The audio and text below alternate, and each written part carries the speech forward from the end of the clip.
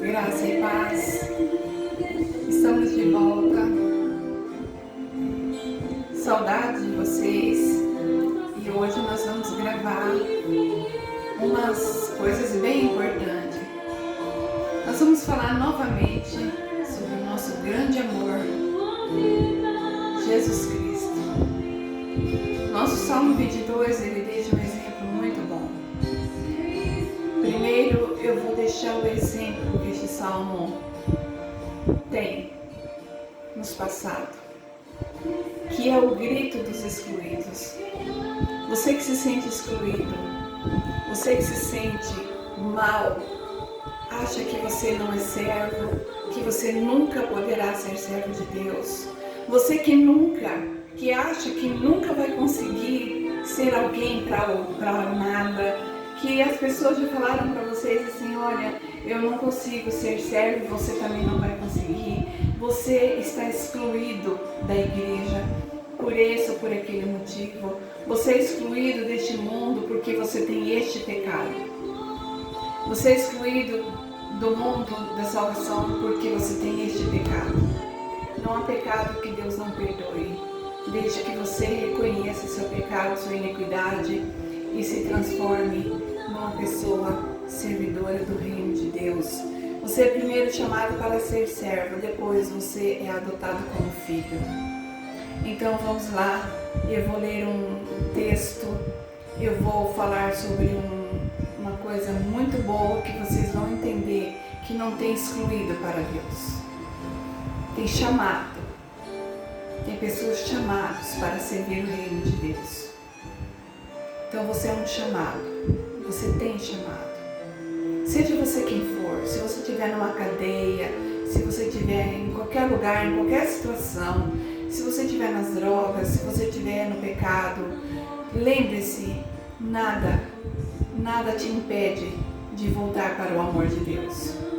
Nada te impede de chegar em Jesus e pedir perdão e voltar para Ele. Volte como você está mesmo e Jesus vai te renovar. Jesus vai fazer uma nova aliança contigo. Eu vou ler esse texto para vocês entenderem o que Jesus quer dizer com a morte dele na cruz. O Salmo 22, ele nos retrata em vivas cores a fotografia que Davi viu no Calvário. Começa mostrando de forma antecipada o grito dos excluídos que um dia o Filho de Deus iria ecoar na cruz do Calvário. Lembrando que Davi viu isso antes de Jesus nascer, antes de Jesus vir ao mundo e morrer na cruz para nos salvar. Então, naquele tempo, todo mundo já sabia que o Messias ia nascer. Jesus já tinha um prenúncio na vinda dele, na época de Davi.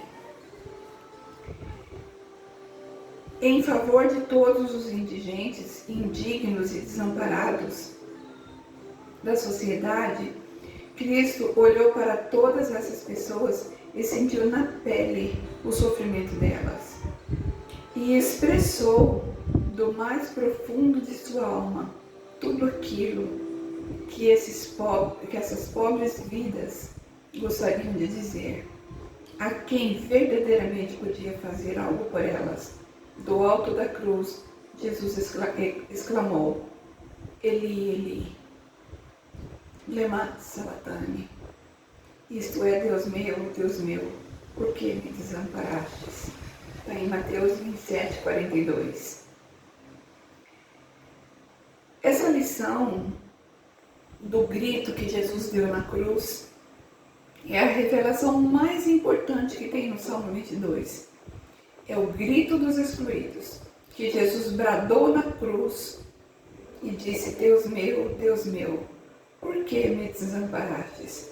Em profunda agonia ou sofrimento na cruz, Jesus Cristo clamou ao Pai e expressou aquele grito toda a nossa dor e todo o nosso sofrimento. Como eu já disse, está lá em Mateus 27.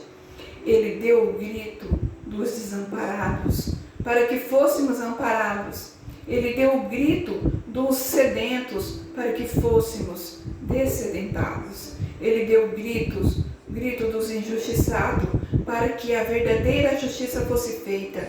E ele deu o grito dos condenados para que fôssemos absolvidos. Ele teve fome para que fôssemos alimentados. Ele morreu e ressuscitou para que tivéssemos vida eterna.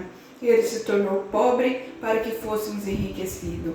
Ele foi ferido para que fôssemos sarados. Ele foi humilhado para que fôssemos exaltados. Ele teve as suas vestes rasgadas e ficou despido para que fôssemos vestidos. Ele é Jesus Cristo de Nazaré, o amigo dos publicanos e dos pecadores e defensor de todos os oprimidos e aflitos. Davi vislumbrou tudo isso muito antes, no Salmo 22. Davi vislumbrou as palavras de zombaria que os escarnecedores diriam de Jesus quando ele estivesse sendo crucificado. Davi vislumbrou a atitude dos soldados romanos ao repartirem as vestes de Jesus. Davi vislumbrou as mãos e os pés do Messias transpassados na cruz. Davi vislumbrou o lado de Jesus ferido pelo soldado como uma lança. Davi vislumbrou a língua de Jesus apegada ao céu da boca por causa da sede intensa que ele sentia. Davi vislumbrou os ossos de Jesus que permaneceram inteiros após o grito dos desamparados que Jesus deu na cruz do Calvário. Você pode ficar tranquilo. Nunca Deus abandonará, nem desamparará você, pois Ele mesmo disse: não te deixarei, não te abandonarei. Glórias a Deus.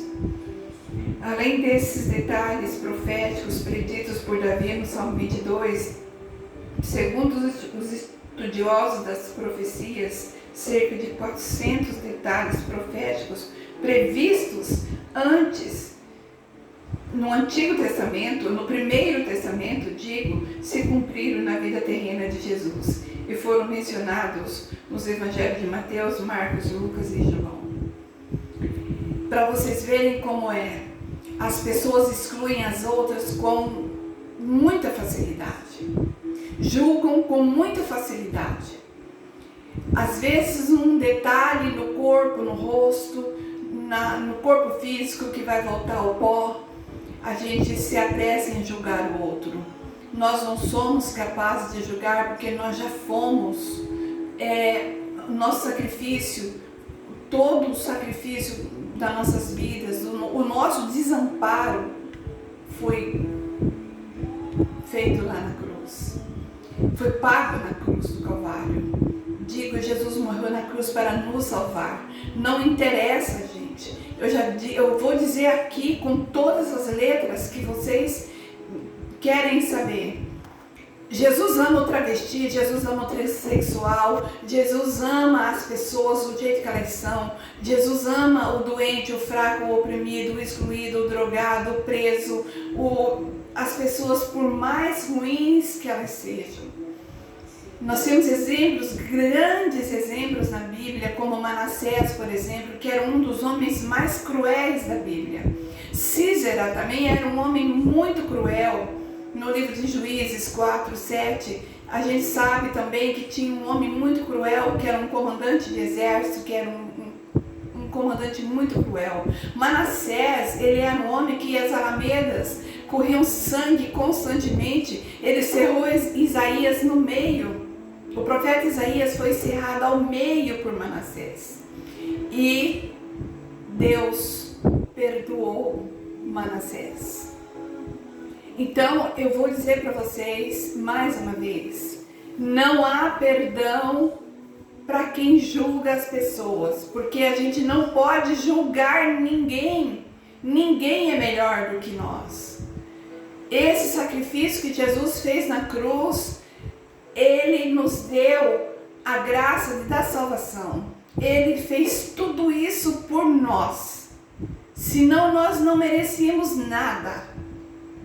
Deus se fez presente no momento da crucificação e depois Jesus se sentiu desamparado, se sentiu sofrido, rasgado, sedento, com fome, cansado, oprimido, excluído por todos que haviam do lado dele.